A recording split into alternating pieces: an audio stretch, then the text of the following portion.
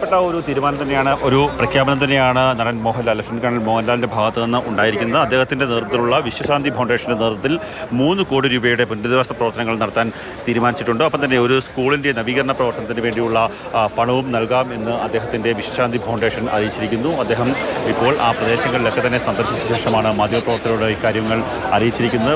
വളരെ സുപ്രധാനമായിട്ടുള്ള ഒരു തീരുമാനമാണ് വിശ്വശാന്തി ഫൗണ്ടേഷൻ്റെ ഭാഗത്തു നിന്ന്, അപ്പോൾ അദ്ദേഹത്തിൻ്റെ മോഹൻലാലിൻ്റെ ഭാഗത്തു നിന്ന് ഉണ്ടായിക്കൊണ്ടിരിക്കുന്നത്. ഇപ്പോൾ ചൂരൽമലയിൽ നിന്ന് സന്ദർശനം പൂർത്തിയാക്കി അദ്ദേഹം മടങ്ങുന്ന ദൃശ്യങ്ങളാണ് നമുക്ക് കാണുവാൻ സാധിക്കുന്നത്.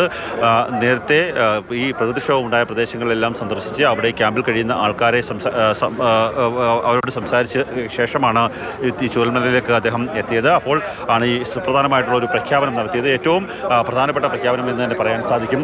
നമുക്ക് ഇതിൽ ഏറ്റവും പ്രധാനപ്പെട്ട ഒരു പ്രഖ്യാപനം എന്ന് തന്നെ നമുക്ക് പറയാൻ സാധിക്കുന്ന ഒരു അവസ്ഥയാണ്. ഇപ്പോൾ പുനരധിവാസ പ്രവർത്തനങ്ങൾ തന്നെ രക്ഷാപ്രവർത്തനങ്ങളൊക്കെ തന്നെ നടത്തുകയാണ്. ഇപ്പോൾ കമൽ നമ്മളൊപ്പം ചേരുന്നത്. കമൽ, ഇപ്പോൾ മോഹൻലാൽ പറഞ്ഞത് 3 കോടി രൂപയുടെ ഒരു പുനരധിവാസ 3 കോടി രൂപയുടെ വിശ്വശാന്തി ഫൗണ്ടേഷൻ പ്രകാരം 3 കോടി രൂപയുടെ പുനരധിവാസ പ്രവർത്തനങ്ങളാണ് അദ്ദേഹം നടത്താൻ തീരുമാനിച്ചിരിക്കുന്നത്. അതായത് മോഹൻലാലിന് മുണ്ടക്കൈയായിട്ട് നേരത്തെ ബന്ധമുണ്ട്. നമുക്കൊക്കെ അറിയാവുന്ന ഞാനിവിടെ മാധ്യമപ്രവർത്തകൻ എന്ന നിലയിൽ ആദ്യകാലത്ത് മുണ്ടക്കൈയിൽ വരുമ്പോഴേ മോഹൻലാലിൻ്റെ എസ്റ്റേറ്റ് ആണെന്ന് പറഞ്ഞിട്ട് വനറാണി പ്ലാന്റേഷൻ അത് മോഹൻലാലിൻ്റെ എസ്റ്റേറ്റ് ആണെന്ന് കേട്ടിട്ടുണ്ട്. പിന്നീട് എപ്പോഴും അദ്ദേഹം അത് കൈമാറിയെന്ന് തോന്നുന്നു. ഇപ്പോൾ ഈ സംഭവം ഉണ്ടായപ്പോൾ ഞാനിവിടെ ആരോടോ ചോദിച്ചിരുന്നു അദ്ദേഹത്തിൻ്റെ പ്രോപ്പർട്ടി ഉണ്ടോ എന്ന് പറഞ്ഞപ്പോൾ ഇല്ല, അത് മുമ്പേ ബാംഗ്ലൂരുകാർക്ക് കൈമാറിപ്പോയി എന്ന് പറഞ്ഞു. അപ്പോൾ അദ്ദേഹത്തിന് ഈ സ്ഥലം അറിയാം.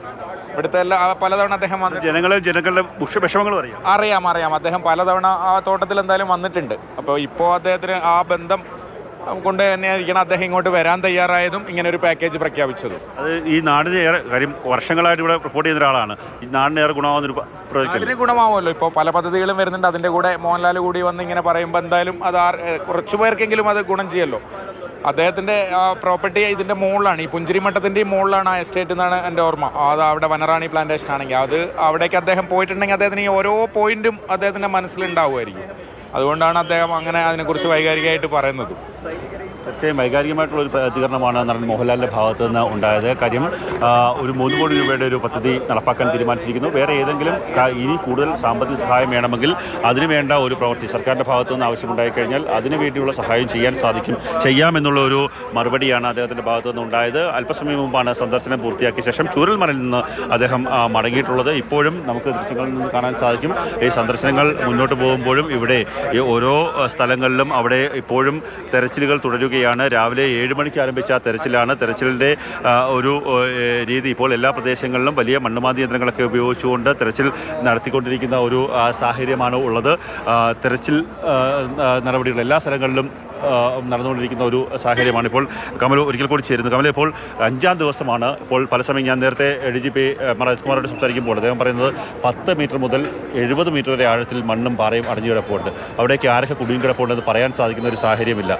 എന്താണ് ഇന്നത്തെ ഒരു തെരച്ചിലിൻ്റെ ഒരു ഫുൾ ഇന്നത്തെ തെരച്ചിലിൽ ഞാൻ മനസ്സിലാക്കുന്നത് ചൂരൽമലയിൽ നിന്ന് തന്നെ 2 മൃതദേഹങ്ങൾ കണ്ടെടുത്തു.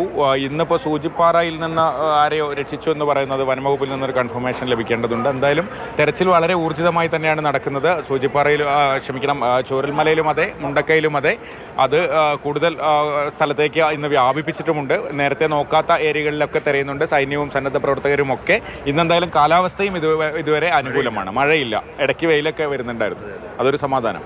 തീർച്ചയായും വലിയ മഴയില്ല, ഇടയ്ക്ക് വെയിൽ വരുന്നുണ്ട്. അതൊരു സമാധാനമാണ്. കാര്യം ഇന്നലെയൊക്കെ തന്നെ ശക്തമായ മഴ പല സ്ഥലങ്ങളിലും ഈ രക്ഷാപ്രവർത്തനം നടത്തുന്ന തിരച്ചിൽ നടക്കുന്ന സ്ഥലങ്ങളിലൊക്കെ തന്നെ വലിയ രീതിയിലുള്ള മഴയുണ്ടായിരുന്നു. അതൊക്കെ തന്നെ ഒരു വലിയ ബുദ്ധിമുട്ടായി മാറിയിരുന്നു. എന്നാൽ ഇപ്പോൾ മഴ മാറി നിൽക്കുന്നു. ഇടയ്ക്കിടയ്ക്ക് വെയിൽ വരുന്ന ഒരു സാഹചര്യമുണ്ട്. അത് കൂടുതൽ ഈ തിരച്ചിലിന് ഗുണകരമാകും. നേരത്തെ DGP അജിത് കുമാറുമായി സംസാരിക്കുമ്പോൾ 10 മീറ്റർ മുതൽ 70 മീറ്റർ വരെ ആഴത്തിൽ മണ്ണും കല്ലും നിറഞ്ഞു കിടക്കുകയാണ്. അതിനിടയിൽ എത്രത്തോളം ആൾക്കാർ ഉൾപ്പെട്ടിട്ടുണ്ടോ എന്ന് നമുക്ക് പറയാൻ സാധിക്കില്ല. അതിൻ്റെ വേണ്ടിയാണ് ഇപ്പോൾ സൈന്യത്തിൻ്റെ സഹായത്തോടു കൂടിയുള്ള ആഴത്തിൽ പരിശോധന നടത്താൻ സാധിക്കുന്ന റഡാർ ഇവിടേക്ക് എത്തിക്കാൻ തീരുമാനിച്ചിട്ടുള്ളത്. ഇന്ന് വൈകിട്ടോടുകൂടി ആ റഡാർ ഡൽഹിയിൽ നിന്ന് വ്യോമമാർഗം ഇവിടേക്ക് എത്തിക്കും. അതിനുശേഷം തെരച്ചിൽ കൂടുതൽ കാര്യക്ഷമമാക്കാൻ സാധിക്കും എന്നുള്ള പ്രതീക്ഷയിൽ തന്നെയാണ് ജില്ലാ ഭരണകൂടമുള്ളത്. ഇപ്പോൾ മോഹൻലാൽ സന്ദർശനം പൂർത്തിയാക്കി ഇപ്പോൾ ചൂരൽമലയിൽ നിന്ന് മടങ്ങുകയും ചെയ്തിട്ടുണ്ട്. ശരി, കണ്ണൻ നായരും കമലുമാണ് വിവരങ്ങൾ പങ്കുവച്ചത്.